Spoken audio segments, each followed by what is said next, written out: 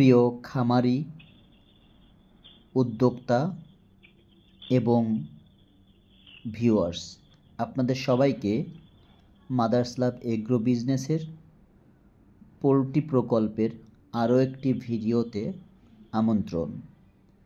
আপনাদেরকে এই ভিডিওতে জানাবো যে খাবার ব্যবস্থাপনার কিছু ভুল এবং কিছু সঠিক পদ্ধতি নিয়ে। কোনগুলো ভুল পদ্ধতি, কি করলে আপনার খামারের মুরগিগুলো ভালো থাকবে আর কি করলে আপনার খামারের মুরগিগুলো খারাপ থাকবে, এই বিষয়ে আমি এই ভিডিওতে কিছুটা তুলে ধরার চেষ্টা করব। আপনারা যারা অভিজ্ঞ খামারি আছেন, দীর্ঘদিন খামার করে আসছেন, তারা নিশ্চয়ই জানেন যে কিভাবে খাবার দিলে বাচ্চাগুলো বা মুরগিগুলো ভালো থাকবে, ঠেলাঠেলি করবে না, কিভাবে খাবার দিলে একটা আরেকটার উপরে উঠবে না, খাবারের জন্য যুদ্ধ শুরু করবে না, এটা আপনারা ভালোভাবে জানেন।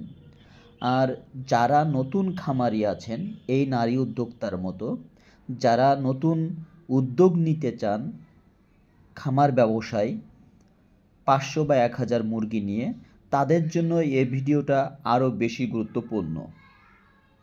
যাই হোক, এই যে নতুন উদ্যোক্তা নারী খামারি, উনি যেটা করেন, খাবার দেওয়ার আগে খামারে গিয়ে বাচ্চাগুলোর দেখা দিয়ে আসেন। বাচ্চাগুলো মালিককে দেখে মালিক যেখানে দাঁড়িয়ে থাকেন সেই দিকে সব জড়ো হয় এবং খাবারের জন্য অপেক্ষা করতে থাকে। এতে করে হয় কি, বাচ্চাগুলোর সঙ্গে মালিকের একটা ভালো সম্পর্ক গড়ে ওঠে। মালিক আসলেই বাচ্চাগুলো শান্তি বোধ করে, মনে করে এখন আমাদের খাবার পানির ব্যবস্থা হবে। আবার নতুন কেউ যদি খামারে আসে, তাহলে তারা কিন্তু এইভাবে এক জায়গায় জড়ো হবে না, বরং পালানোর চেষ্টা করবে। তো এই যে দেখতে পাচ্ছেন, এই খামারি খাবারের পাত্র নিয়ে আসছে, একটা খালি বালতি নিয়ে আসছে এবং খাবারের পাত্রের আগে যে গুঁড়াগুলো ছিল, অবশিষ্ট খাবারগুলো ছিল, সেগুলো কিন্তু ঢেলে লিটারের উপরে ফেলে দিল। এটা কখনো করবেন না। লিটারের উপরে কখনো আপনারা খাবারের গুঁড়ো বা অবশিষ্ট অংশ ফেলবেন না, এটা মারাত্মক ভুল।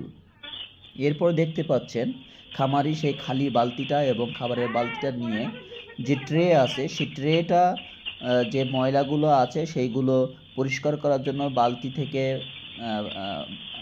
কিছু একটা নিয়ে পরিষ্কার করলো এবং তারপরে সেই ট্রেতে খাবার দিয়ে নিচে হয়তো রাখবে। কিন্তু এর আগে যে খাবারের পাত্রটা দিয়েছিল, সেখানে খেয়াল করে দেখেন যে অনেক বাচ্চা একসঙ্গে জড়ো হয়ে গিয়েছে, কারণ খাবার প্রতিযোগিতা, কে আগে যেতে পারবে, কে খাইতে পারবে, এই প্রতিযোগিতায় লিপ্ত হয়েছে। এইরকম হলে হয় কি, বাচ্চাগুলো অনেক সময় গরমে ঘেমে যায়, বা এই যে ঠেলাঠেলি ধাক্কাধাক্কি, একটার উপরে একটা ওঠা, এইটার জন্য কিন্তু ঘেমে যাবে। ঘেমে গেলে তাদেরকে ঠান্ডা লাগার সম্ভাবনা থাকে। খামারি যেমন একটা খাবারের পাত্রে খাবার দিয়ে আর একটায় যাচ্ছে, যে সেটা পরিষ্কার করে তারপরে সেটাতে খাবার দিচ্ছে, এটা হচ্ছে ভুল পদ্ধতি। এইভাবে খাবার দিলে পিছনে যে 2-3টা পাত্রে খাবার দেওয়া হয়েছে, সেখানে কিন্তু অনেকে যুদ্ধ করতেছে।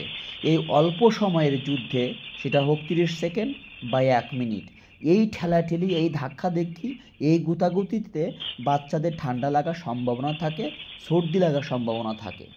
তো এইভাবে খাবার না দিয়ে যদি আপনারা আগে খালি বালতিটা নিয়ে এসে বা পরিষ্কার করার ব্যবস্থা করে আগে খাবার পাত্রগুলো সবগুলো একবারে পরিষ্কার করে নেবেন।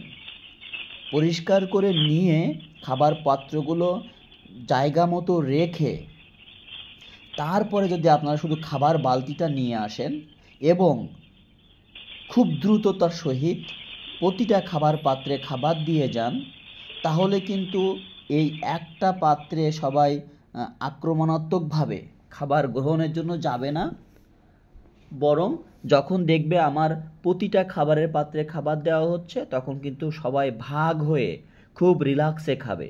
এই যে দেখতে পাচ্ছেন, সামনের পাত্রগুলো কিন্তু সব অপরিষ্কার, যাচ্ছে, পরিষ্কার করছে, খাবার দিচ্ছে। এর মধ্যে যে 4-5টা পাত্রে খাবার দেওয়া হয়েছে সেখানে দেখেন কি পরিমাণে ধাক্কাধাক্কি ঠেলাঠেলি হচ্ছে। এই ধাক্কাধাক্কি এবং ঠেলাঠেলিতে বাচ্চাদের ঠান্ডা লাগার, মানে ঘেমে গিয়ে ঠান্ডা লাগার একটা প্রবণতা থাকে।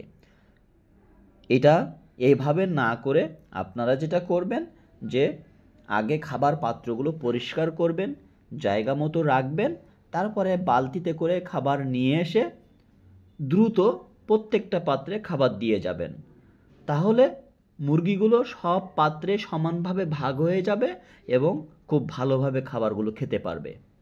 এই জন্য খামারি ভাইয়েরা এবং নতুন উদ্যোক্তা যারা আছেন এই বিষয়টা খেয়াল রাখবেন, যাতে করে একটা পাত্রে খাবার দিয়ে আরেকটা পাত্রে খাবার দেওয়ার জন্য প্রস্তুত না করে আগে খাবার পাত্রগুলো প্রস্তুত করতে হবে, পরিষ্কার করতে হবে। তাহলে বাচ্চাগুলো সব দিকে ছড়িয়ে ছিটিয়ে খুব আরামে খেতে পারবে। এখন দেখেন অনেকগুলো পাত্রে খাবার দেওয়া হয়েছে বলে প্রথম যে পাত্রটায় খাবার দেওয়া হয়েছিল সেখানে কিন্তু ভিড় নাই। এখন মোটামুটি সবগুলো পাত্রে সমানভাবে ভাগ হয়ে গিয়েছে এবং খাবারগুলো খাচ্ছে, ধাক্কাধাক্কি ঠেলাঠেলি নাই। তো খামারি এইভাবে যদি খাবার দেয় তাহলে ঠান্ডা লাগার সম্ভাবনা থাকবে। আর যদি সবগুলো পরিষ্কার করে পাত্রগুলো রেডি করে তারপরে খাবার দিয়ে দিত, এত সময়ও লাগতো না আর বাচ্চাগুলো ধাক্কাধাক্কিও করতো না, সবগুলো সমানভাবে খাবার গ্রহণ করতে পারত। আপনারা যারা খামার করবেন, খামারের খাবার ব্যবস্থাপনাটা খুব সুন্দরভাবে করবেন, পানি খাবারের ব্যবস্থাপনাটা খুব সুন্দরভাবে করবেন। খাবার এবং পানির ব্যবস্থাপনাটা যদি সঠিকভাবে হয়, সুন্দরভাবে হয়, তাহলে বাচ্চাগুলো আরামে খেতে পারবে, ধাক্কাধাক্কি করবে না, ঠেলাঠেলি করবে না, একটার উপরে একটা উঠবে না, যুদ্ধে লিপ্ত হবে না। তাতে করে বাচ্চাগুলো সুন্দর থাকবে, ঠান্ডা লাগার সম্ভাবনা থাকবে না। তো আপনারা যারা এইভাবে খাবার দিবেন, ব্রুডারে হোক বা খামারে হোক, যেটা করবেন একটা খাবারের পাত্র, তারপরে একটা পানির পাত্র, তারপরে আরেকটা খাবারের পাত্র।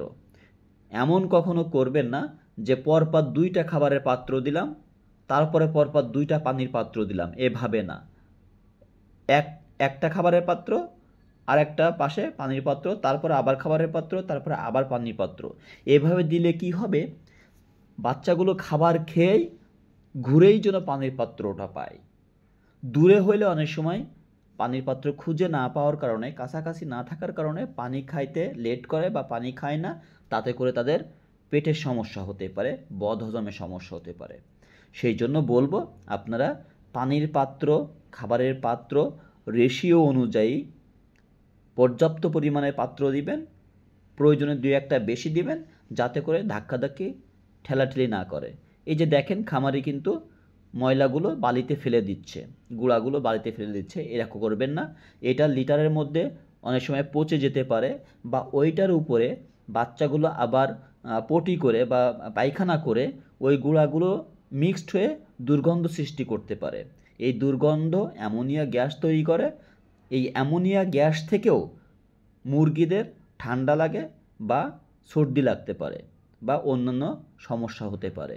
এই জন্য কখনো খাবারের পাত্রে অবশিষ্ট অংশ বা গুঁড়া অংশ লিটারের পরে ফেলবেন না।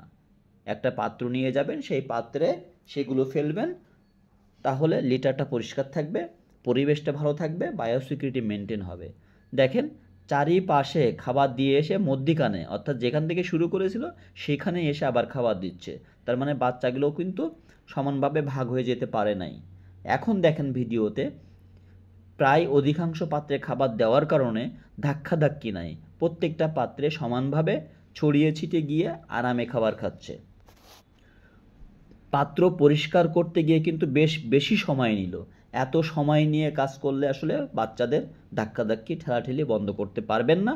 সেই কারণে আগে পাত্রগুলো রেডি করে পর্যায়ক্রমে খাবার দিয়ে যাবেন দ্রুত করে, তাহলে বাচ্চাগুলো খুব ভালোভাবে খাবার খেতে পারবে, তাদের ঠান্ডাজনিত সমস্যা হবে না।